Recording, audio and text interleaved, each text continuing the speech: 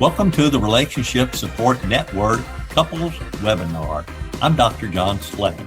Relationship experiences can be challenging, but healthy relationships can be learned and strengthened.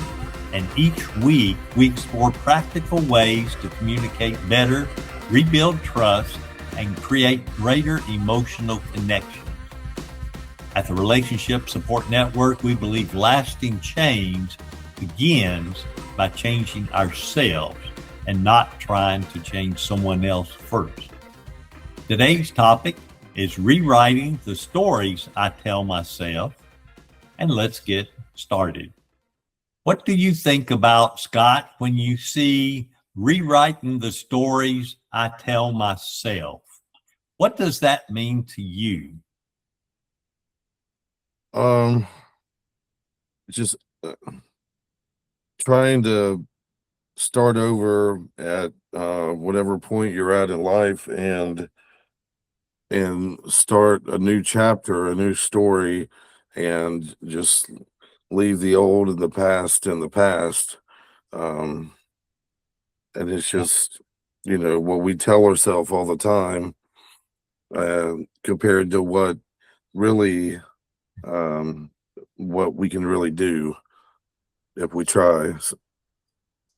You're 100% right, Scott.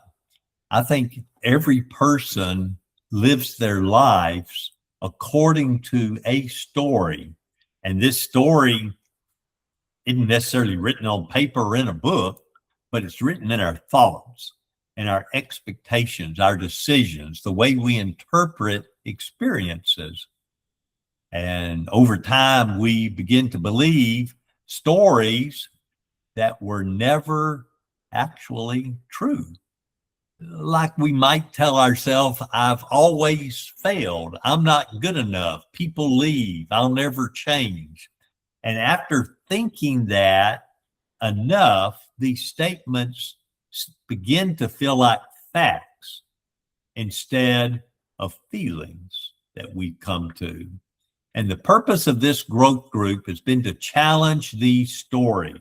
We're not pretending that painful experiences never happen. We're not minimizing the consequences of poor decisions. Instead, we're learning that our lives are larger than our failures, stronger than our fears, and we learn that we're still capable of growth. And so one of the first ways that we have talked about to rewrite our story is through war stories.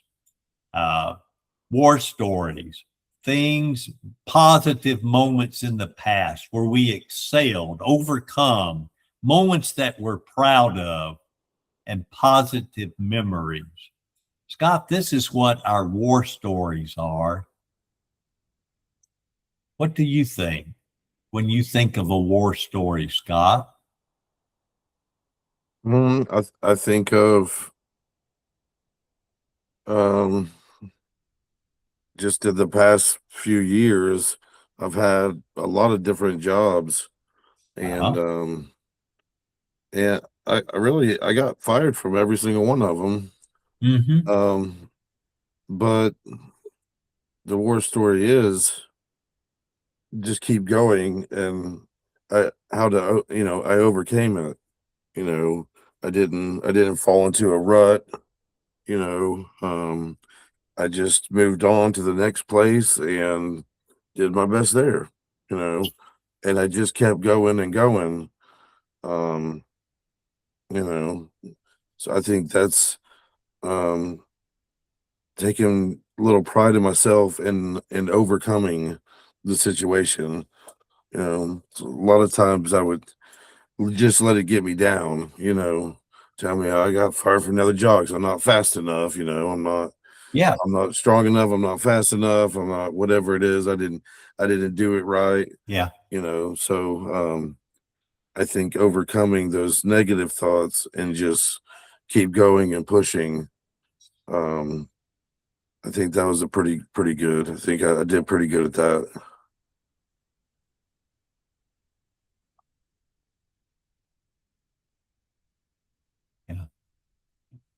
Yeah, I think you're 100% right, Scott.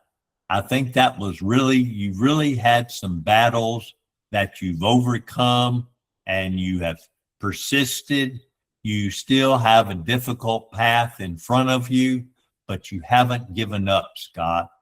And what that really says is that you're still in the fight, that, it's a victory in your life. Your war story is of overcoming that. And, it's easy to remember the painfulness of the story, but it's good to take away from it is that you're still trying. You're still getting in there with your family, and you're taking care of them, and you're providing care. That's an important story. It's more important what you do with a circumstance that didn't turn out like you wanted it to.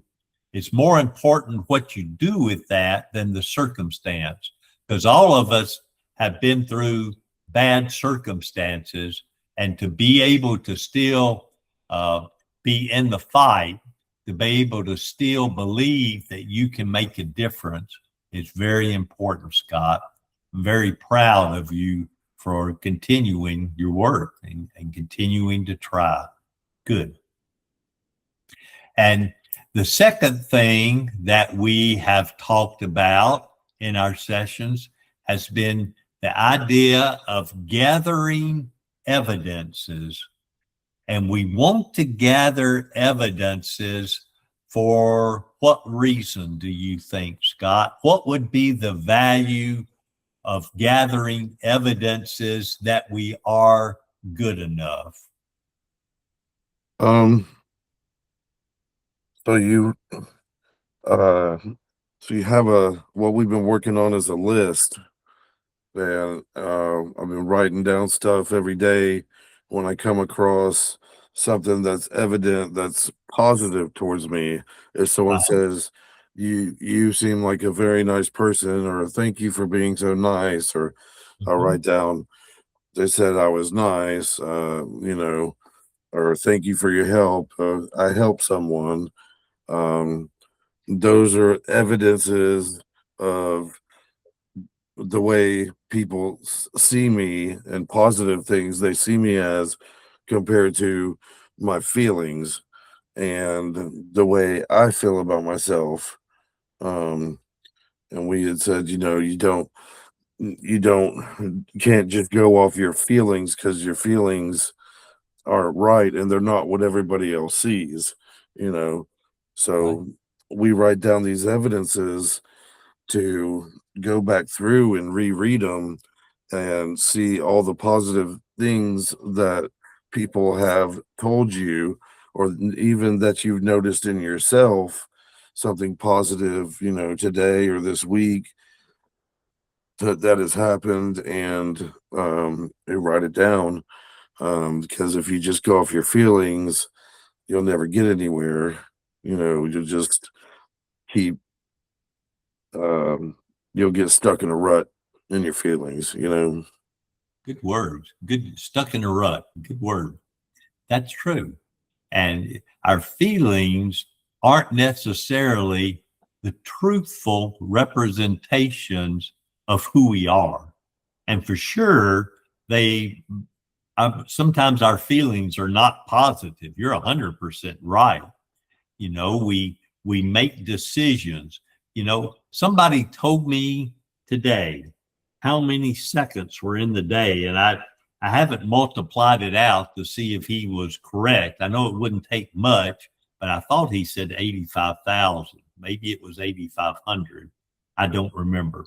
But anyway, whatever it is, that's a lot of seconds in a day. And we might make a mistake that might take 5 seconds and get 84,000 seconds that we do right, So we collect failures, and we remember them, and that doesn't help us. That never helps us to be more confident in our decisions that we make. If you could have a vault, a collection of evidences and review them occasionally, like every day, it would help you to build your confidence in the factual good person that you are. You're right. Yeah. Yeah. Yeah. So, when what I'd like to do tonight is to move on to two new ways of building up your self-confidences. And so, and this is called rewriting the meanings, of the memories that we have. And so instead of, you can't rewrite a memory because it's gone. You've already done it. You've already stepped in it. You've already made a mistake. But what you can rewrite, you could rewrite, I failed, becomes I learned perseverance. And that's what you just kind of said, Scott. You can rewrite, I was rejected, becomes I discovered what I truly needed. Or I wasted 10 years, becomes those years taught me what I never want to be or who I never want to be with, whatever. I made terrible decisions, becomes those decisions created new wisdom for me.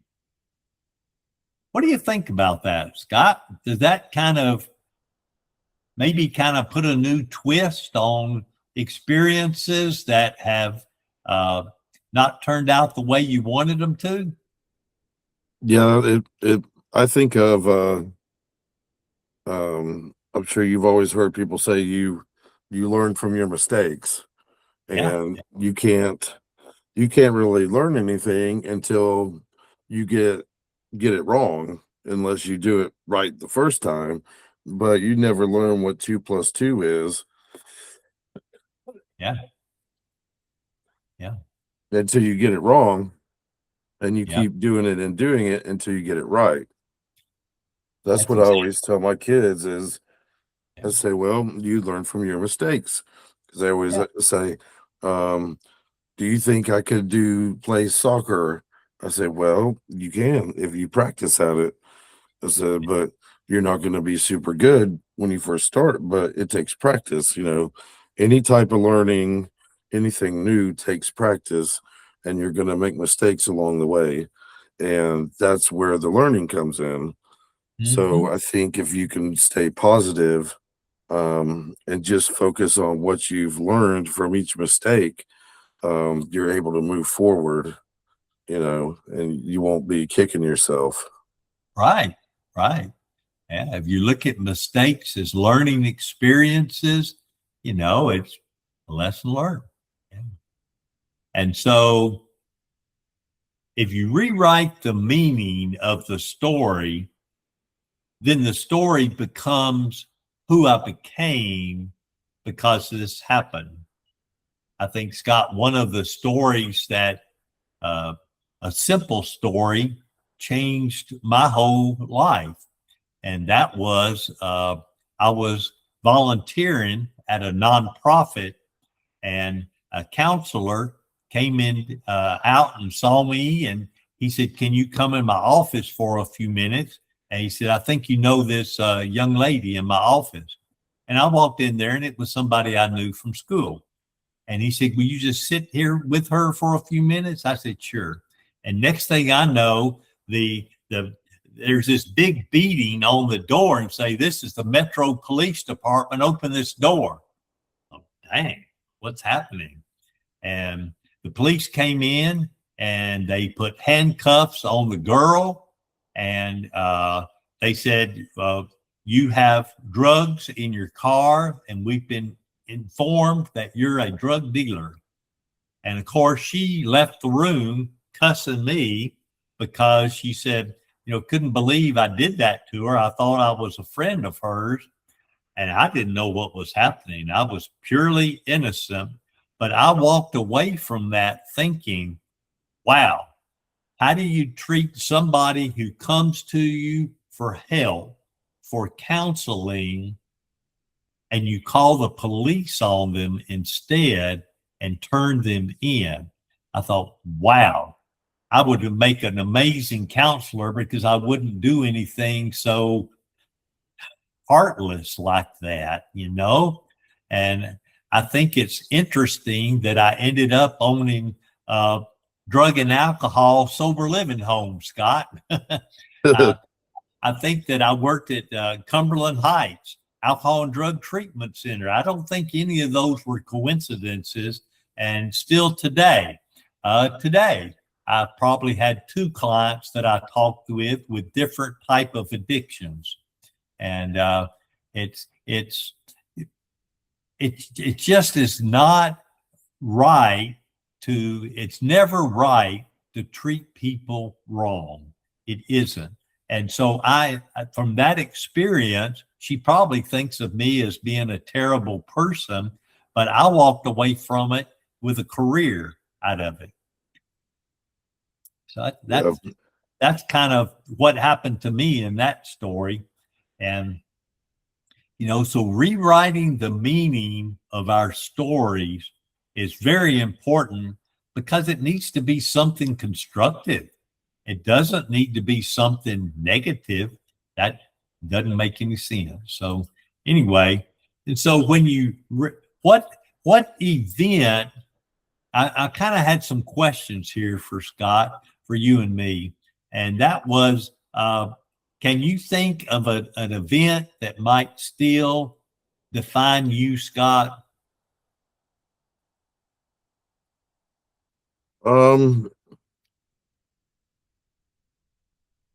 That still defines me to the present. Yeah. Yeah. Well,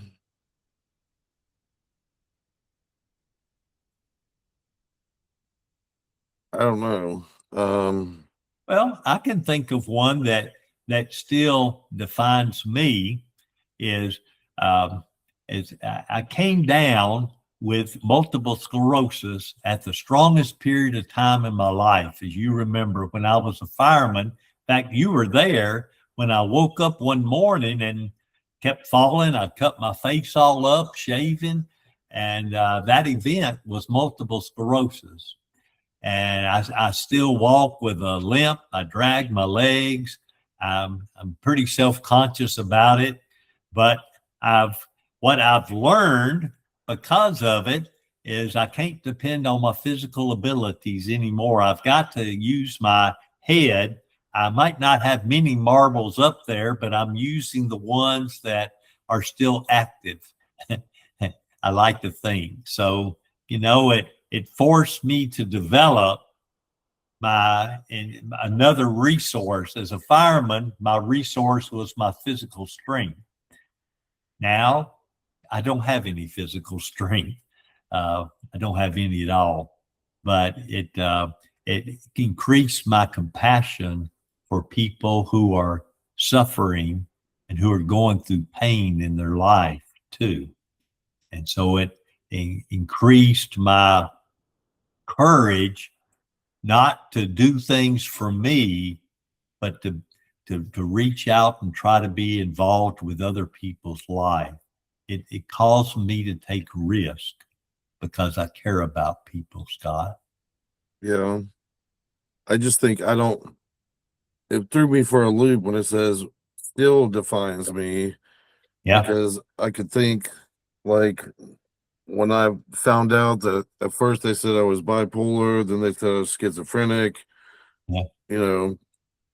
But I try, even though that has changed my life with the ways that I do things now and the jobs that I can do, um, I try not to let it define me. Right. You see where I'm coming from? I do. I really do. And I really think, Scott, that just like I told you before we started, I have a cold right now. I'm getting over my cold. I think that some of the mental health diagnosis is not necessarily permanent unless we believe it is, and then it will be permanent. Right. And so I have many clients. Schizophrenia is one of the things I specialize in because of one of my favorite people have that due to a circumstance that happened in his life. And so I'm hoping that, that becomes one of my type of therapies that I really like to have clients in. And I've had quite a few in that.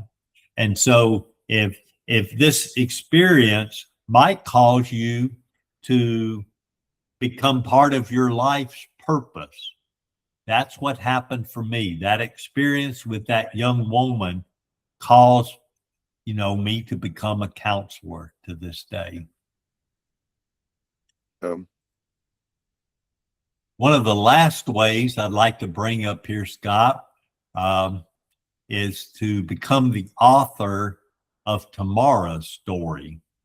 So up to this point, we've talked about what can I do now? I can collect evidences. I can rewrite meanings. That's in the present. We talked about, to start with, war stories. That's the positive victories that we've had in our life, collecting those. And, I've heard of people having scrapbooks and journals. That would be great to have a story of your life in there.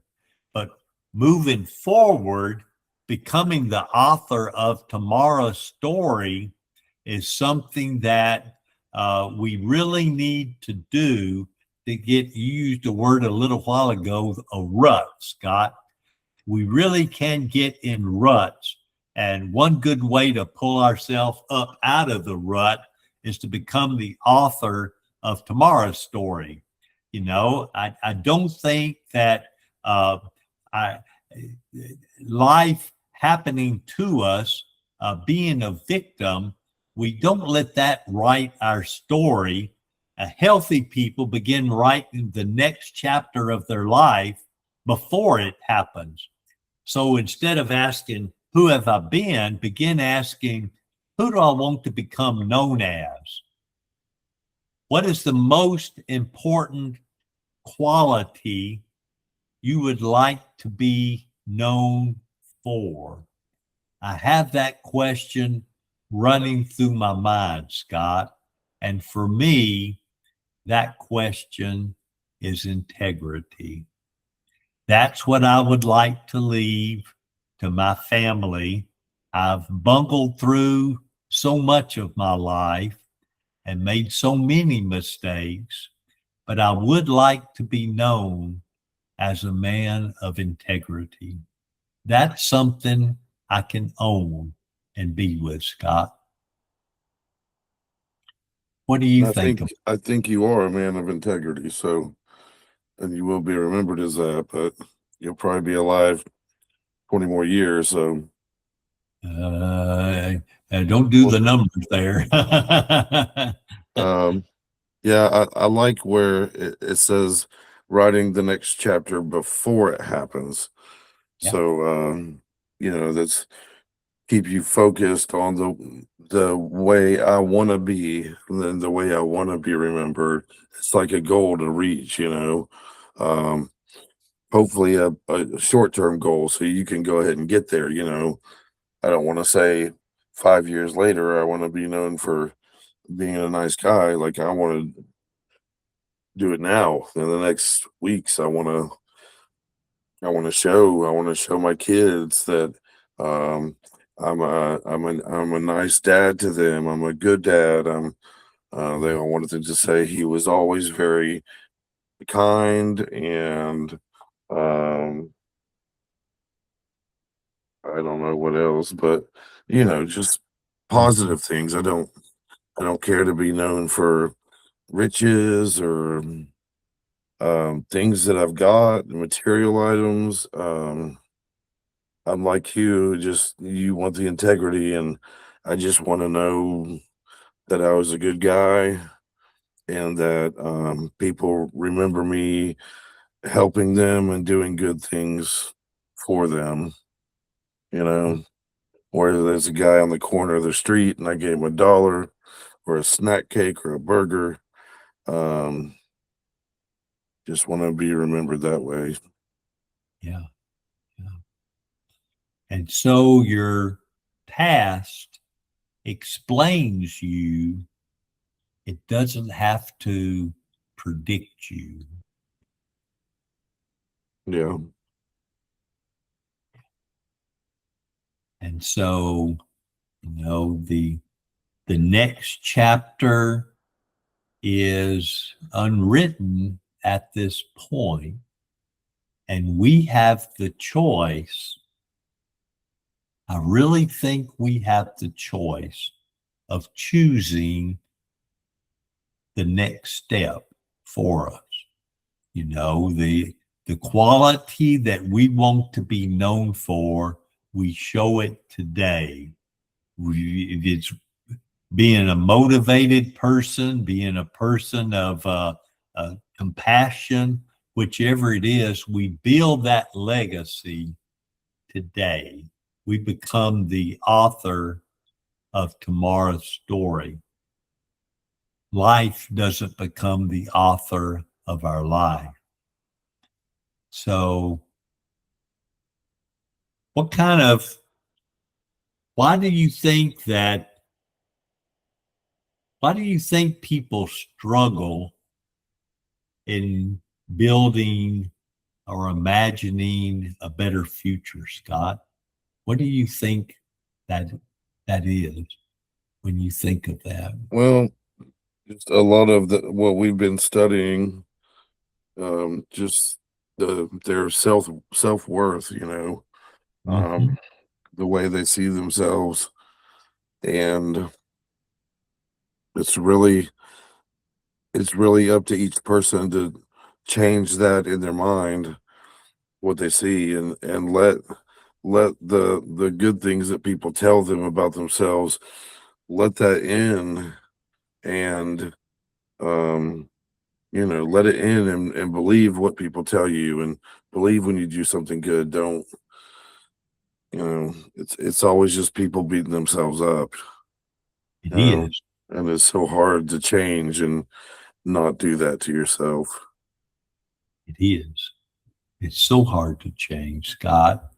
It takes intention. I told a man just today, uh, a musician, and naturally, I talked to a lot of people in Nashville, and a lot of them are musicians. This was a bass player, and he said he just seems to drift through life.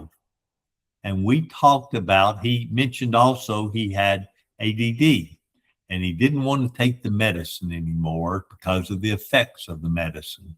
And so we talked about living a life of intention, of purpose. And so being the author of tomorrow's story would mean having an intentional plan of behaviors and actions that we do to become those people. If we don't have intention in our life, then we drift through life and we get whatever job, we live according to how life treats us. If it rolls out good for us, wonderful. If it rolls out bad, we're defeated. Instead of deciding what we want from life and try to stay within those guidelines. So, becoming the author of tomorrow's story, some questions that we could ask ourselves is, what do I want people to honestly say about me 5 years from now? Or what kind of a partner, parent, friend, or leader am I? What decision today can I make that supports that future story? And then getting down there to the last question is, if my life were a book, what would I want this next chapter to be called? I think for me, it would be hope. I think it would be hope. That I have hope that what I do is meaningful, hope that what I'm doing is right from an integrity point of view, hope that, that our relationship is more important than the circumstances of our life. That's what I'd like to be known for, not for the degree, not really. I'd like to be known as a good father. That's what I'd like to be known as. So when we think of being the author of tomorrow's story, you think of, well, then what would the title be of the next chapter of your life? I think one of these could fit you, Scott, is choosing courage. No longer afraid, believing I'm good enough, becoming more than I've ever been before. Scott, you might have talked about the last few years of your life not feeling successful, but Scott, so many of your early years of your life, you were extremely successful, Scott. And I don't think anything fell out of your ears. I think you're still that person. I truthfully do. I think any of those for me could be the next chapter, maybe the next 4 chapters. We'll just keep writing and writing it. I think so. I think that's really what we do, Scott. We tackle one challenge at a time, and if one doesn't work out, we don't let that defeat us. We don't let the bad circumstances of life, the outcomes that are negative, we can't let that hold us down. We can't control our futures.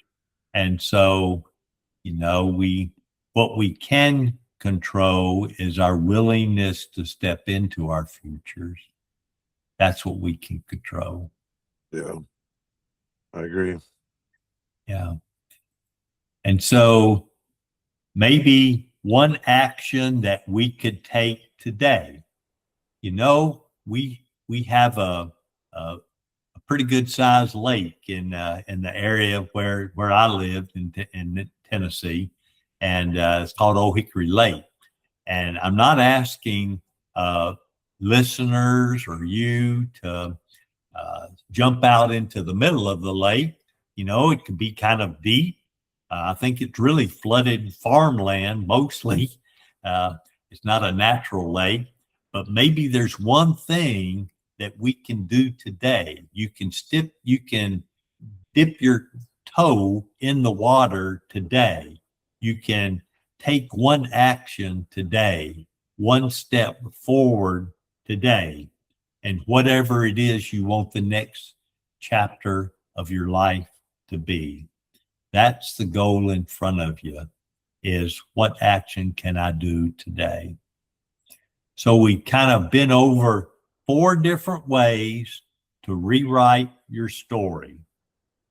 We've talked about remembering war stories, gathering evidences, rewriting the meaning, write the next chapter.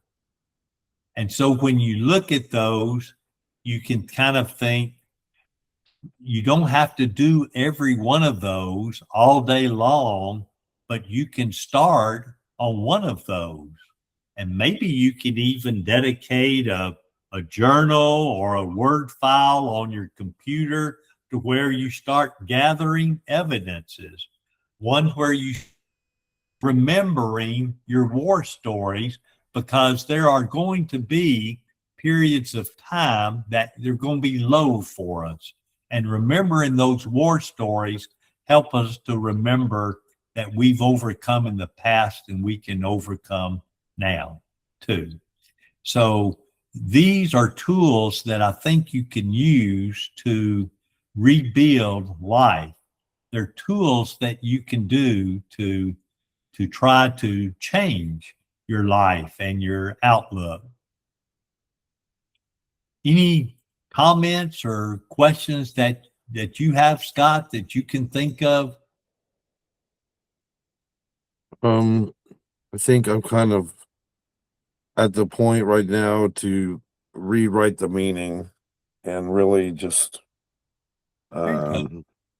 I'd like to just sit down and try to figure out the meanings of the things in life that are important to me, and um rewrite it so I can start on the next chapter and getting there. Great, Scott. I think that's wonderful. You know, we can't control the outcomes, but we can control the input. And so changing the meaning, feeling hopeless and a failure cannot do anything positive to our future. It can't. And so uh, glad that you're with me tonight. Always glad to be talking to you, Scott. And I'm going to be emailing the notes and the worksheet after this group meeting, or they can be found on our website. And I want to thank you for joining me today or listening to us today. If this webinar was helpful, please subscribe, share it with someone you care about, and visit relationshipsupportnetwork.com for additional worksheets, articles, and upcoming webinars. Until next time, keep building healthier relationships, one decision at a time.